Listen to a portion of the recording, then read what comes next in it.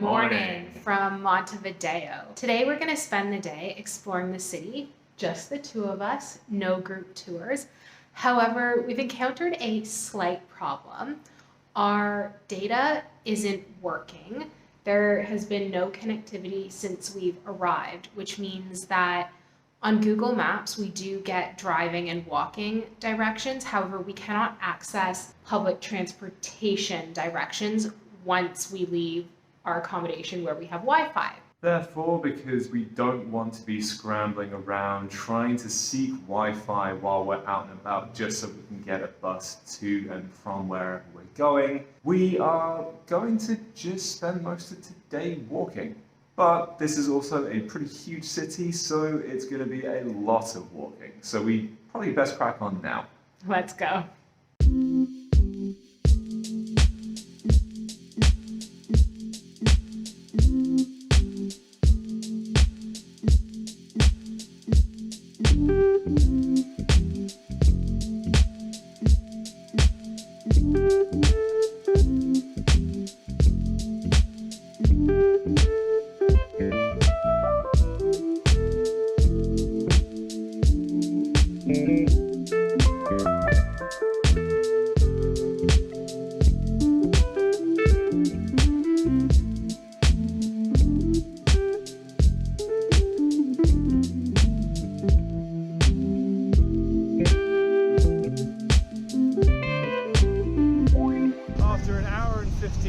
We are here at Estadio Centenario. Before you tell everybody why we've come here, I just wanted to say that I think walking here was absolutely the right call because it allowed us to see far more of Montevideo and get a feel for how this city functions on the daily for all Uruguayans.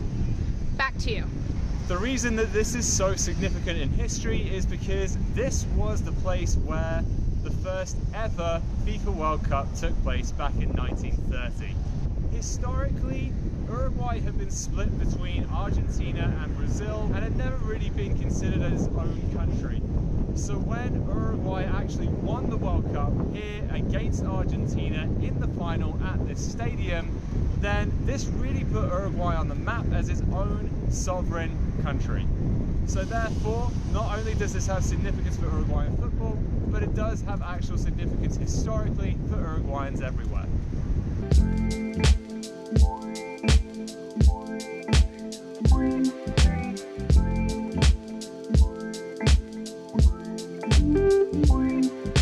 It was 600 pesos total to get in, which is $10 Canadian per person, so let's go explore.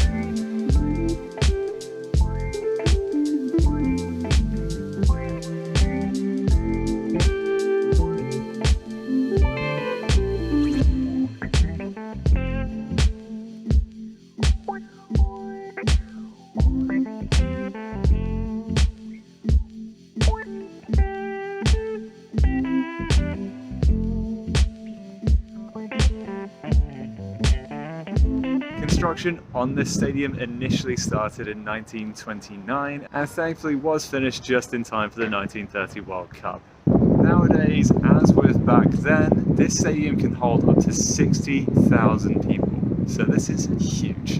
And this stadium will be used when Uruguay is one of the 6 host nations for the FIFA World Cup in 2030.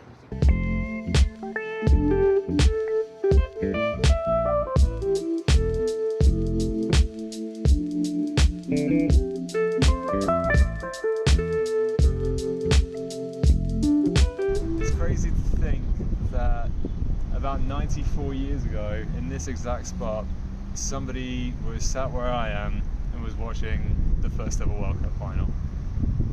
This is a really, really cool place to be. I'm really glad we came. Me too. We've just finished up in Estadio Centenario, and unfortunately we weren't allowed to film in the museum portion of it So I hope that Nick's photographs have been able to capture the amount of memorabilia that is in the museum. I thought it was really cool how the football boots, jerseys, balls, trophies, photographs, newspaper clippings all told the story of Uruguay's football history, and not just of their victories in the World Cup.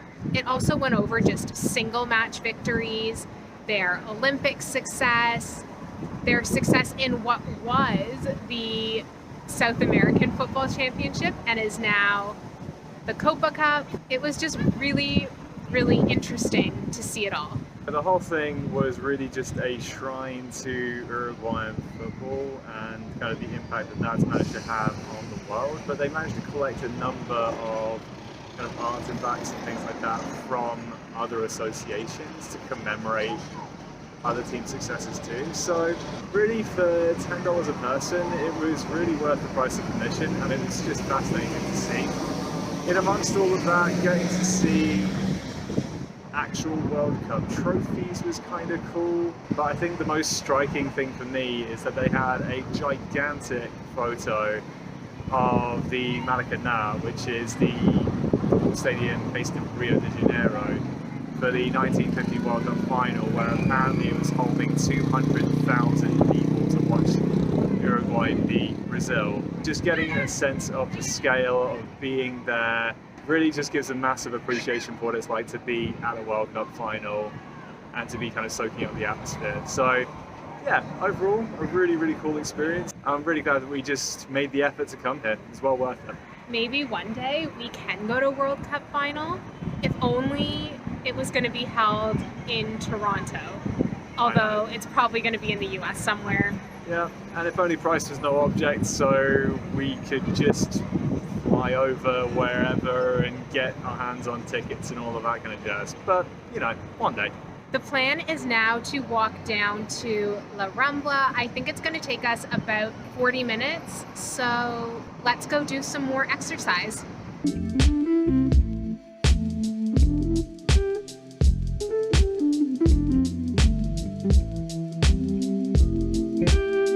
We've arrived to La Rambla, which is a 22.2 kilometer avenue and promenade along the shores of the Rio de la Plata. Of course, we're actually not going to walk the 22.2 kilometers because I think we've already done enough walking for today, but we are going to head in the direction of our Airbnb, and we hope you enjoy the views.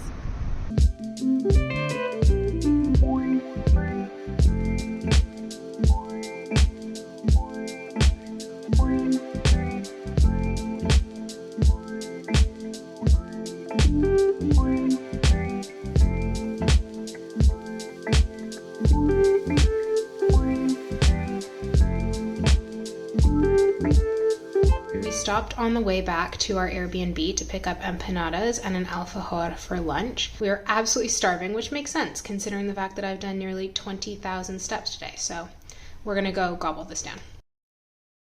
How do you feel after having lunch? Significantly better than before I had lunch. Alfajors do not disappoint. No matter where you get them from, no matter how they come to you, they are wonderful things and should definitely be enjoyed if you're in this part of the world. But this brings our time in Uruguay to an end.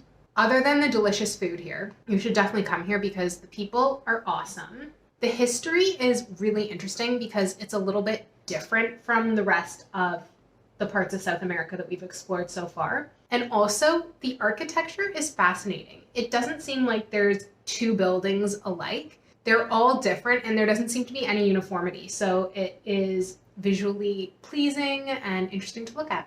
Yeah, I think if it weren't such an expensive place to be, then I think we'd probably be staying here longer because it is really cool. Yeah, for sure. Mm-hmm. But that is all that we have planned for today. And to be honest with you, even if we did have extra stuff planned, I'm pretty bushed. So I feel like we've had a pretty comprehensive day as it is. So with that, we are going to call it here. In terms of our plans over the next few days, then the intention is to head back from Uruguay to Buenos Aires, and then we've got a couple of days which are not really planned, but we do have a couple of things that we still would like to do before we then move on to our next destination. Depending on how interesting any of it is, or if it's different than something we've already vlogged, then we may pick up the camera. Mm-hmm. So we could see you tomorrow, we might see you in Buenos Aires, or it could be when we're leaving Buenos Aires to go to our next country. Still undecided. Either way, we'll still bring you along and we will see you the next time. But until that next time, take care. And keep smiling.